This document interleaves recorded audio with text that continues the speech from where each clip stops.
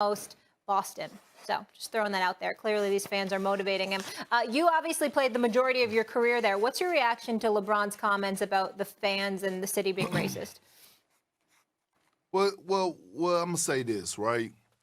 You hear multiple players say, you know, on the opposing team about the racism that they experience in Boston. I even heard Marcus Smart tell a story about how he was treated a certain type of way for his racism in Boston, and he plays on the Boston Celtics. You know, you hear all the stories from Bill Russell to, you know, Cedric Maxwell, Cornbread, right? But at the end of the day, here's what I want to say. It's racism everywhere.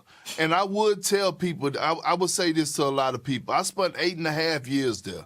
And maybe because I was on the Celtics, I didn't experience racism. And I think people who live in Boston and people who move to Boston, like if you play for the Patriots and you're in the New England area, or you play for the Bruins, or you play for the Red Sox, or you play for the Celtics, and you get a chance to get there, you will see it's all different type of cultures and everything. So you actually have to move around the city of Boston. Now, I will say this.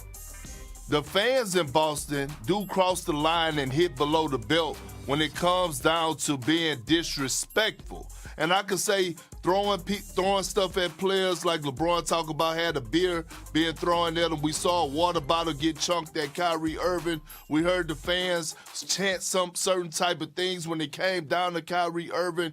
And even when we was playing against the Cavaliers, when LeBron James was dropping those 40 pieces on us, we seen posters in the stands that were very disrespectful, you know, and you start getting out of bounds when you start talking about people, loved ones. Like I saw a poster that was addressing a situation with Mama Gloria, who's his mother, now that's crossing the line. So I never dealt with racism, but I hear from so many other players about Boston being racist, you know, and things to that nature, but it's racism everywhere. But I will say, the fans are too damn disrespectful when it comes to opposing teams coming to Boston. They are, Keith.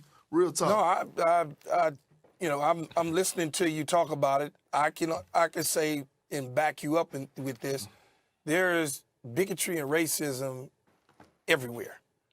There's certain sections and regions of the country that tolerate it. In the sports arena in Boston, much like you said, I've never really, because I never played in Boston as a Boston player. I've only been an opponent. And, you know, nasty things were said, but nasty things were said in Buffalo, in New York at the Giants Stadium. Bad things were said in St. Louis at the Rams Stadium, in Minnesota.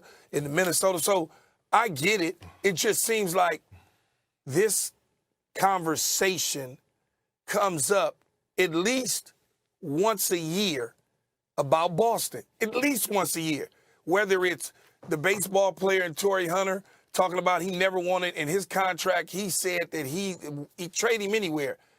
He put in there specifically they could not trade him to Boston. Whether it's any players just going LeBron, anybody it's always coming up every year is something about Boston. Now, I'm sure there's a small fraction of fans in that stadium that's causing problems. It ain't everybody. Everybody ain't, all 20,000 is not doing it, but there's enough that makes you feel a certain way.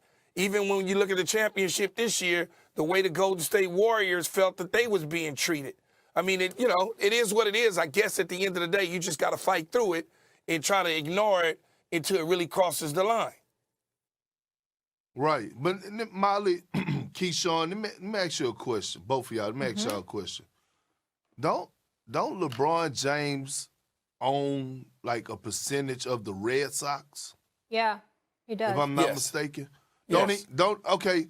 So here's my thing, right? And why would you even want to invest or have ownership into an organization that you would consider a city of being racist? That's my question to LeBron James. Like, you own a percentage of the Boston Red Sox. That's a good question. So do you think that's contradictory? Keep going, Perk. Go ahead, Perk. Sorry, I didn't mean to cut you off there. Perk, finish your thought, and then keep No, you good. No, because I just want to know. I just want to know because does it do we overlook the bigger picture when it comes down to actually making money? Like, okay, if we go sit on here on one hand and say that the fans in Boston are racist, but on the other hand, you own a percentage of the Boston Red Sox, I'm kind of confused in that aspect. I'm just a little confused. I get what you're saying, big buddy, right? Me personally, I would have a problem with that.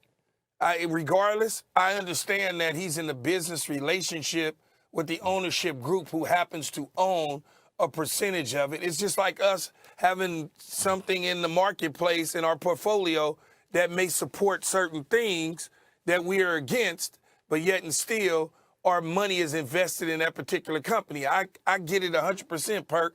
I mean, I don't really know another way to answer it other than me personally wouldn't do it because that's just how I am.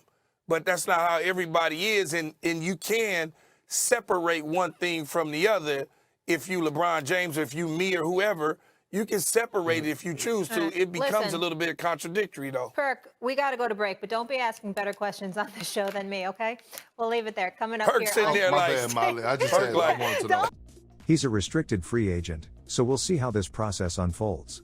The suitors were not there at the start of free agency. Perhaps the league was waiting to see how the Kevin Durant and Kyrie Irving situations would play out. There were also rumors that Ayton and Suns coach Monty Williams did not get along. Eventually, he received an offer from the Pacers. DeAndre Ayton Phoenix. Why did the Suns match the Pacers' offer sheet? As much as the Suns did not want to pay Ayton the max contract, they also did not want to lose a key rotation player for nothing. They simply had to match. Letting a talented young player walk without receiving any compensation would have been way too costly for a team that has championship aspirations. 2 seasons ago, the Suns reached the NBA Finals. This past season, they had the best record in the league before losing to the Mavericks in the second round of the playoffs. With Chris Paul's championship window closing, now was not the time for the Suns to take a step back.